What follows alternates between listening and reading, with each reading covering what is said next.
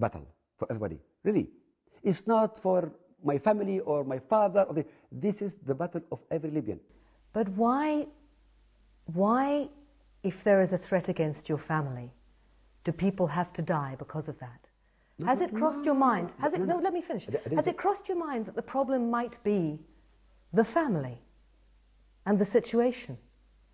Why do people have to die so that your family can stay in charge of things here?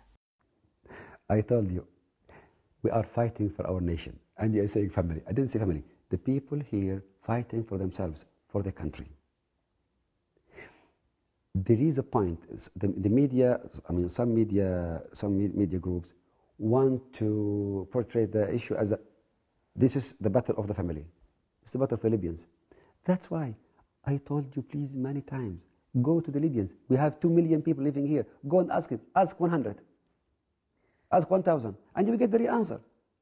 Don't be confused. It's very simple. Take the camera and go across the street and ask any Libyan you want. Do you think this problem is just going to go away now? Now that it's surfaced to the degree it has, do you think it's possible to put it back in the box? Two things. One, we hope that this crisis will change Libya into another, like, to be in another form, to be in another shape. So now, finally, we will have constitution. Now we have democracy, local governance, new laws. We will have, the reforms are coming. Are you promising this to the people now? No. Have we made a breakthrough? No. Not so you are saying to the people? No, it's coming. No. You will give them a new constitution. You will give them reforms. Are you promising this to them? Can you let me finish? Go. Because now, when I was talking about this 10 years ago, many people were laughing at me, think I'm just talking about, it's a fantasy. Now everybody realized that my ideas was not a fantasy. My idea was not a fantasy. It's a must. We have to change our country. We have to go forward. We have to create a new regime system.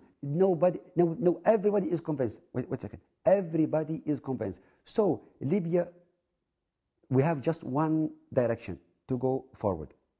So now we believe that finally, now everybody believe that with freedom, democracy, we have to bring young people, we have to reform everything from A to Z.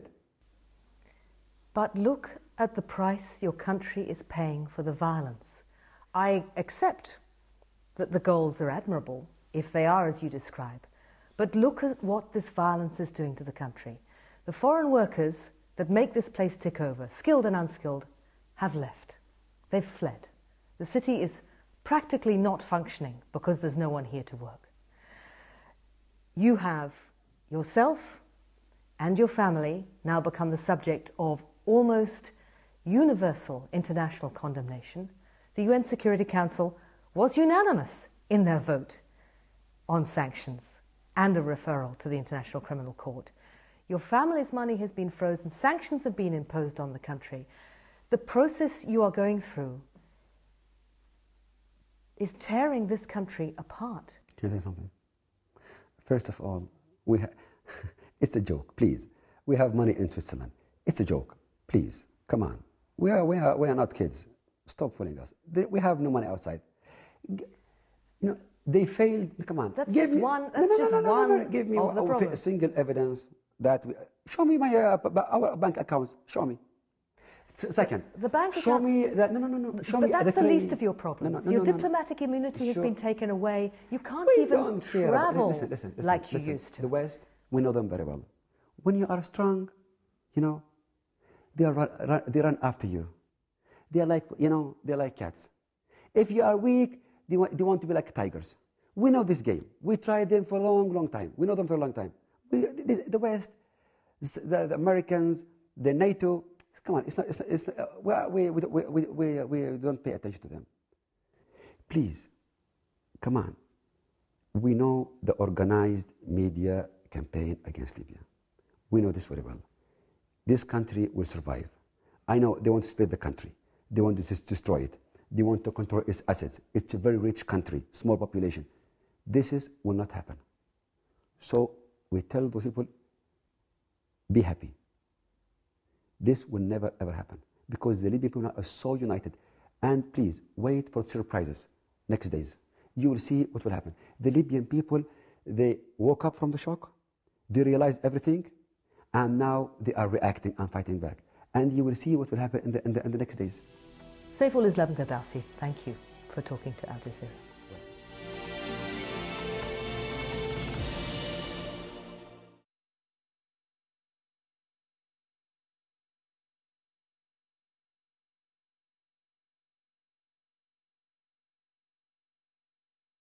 The relocation of the Ahmadiyya has magnified the issue of religious intolerance in Indonesia. Is this inevitable in a multicultural society? And is the government turning a blind eye? 101 East at this time on Al Jazeera. He's taken stolen goods and he's now dumping them onto the world without any sort of consideration for consequences. From people making the news. If the North will be saved a lot of trouble, I think it is important that they should come together. To those it affects. We do accept that there was very bad mistakes made in our banking area. Behind the headlines. Most South Koreans are not interested in reunification. Is the inside story. At this time on Al Jazeera. Al Jazeera, an unreported world. This is the plight of Indonesia's street children. These children don't qualify for identity papers. Some scientists believe the sea rise will be gradual, that Egypt will have time to adapt. But if the delta is dying, it's the poor people who will pay the highest price. This is the biggest news in China over the past week, that a Nobel Peace Prize was awarded to a Chinese. And this is the reaction of the government.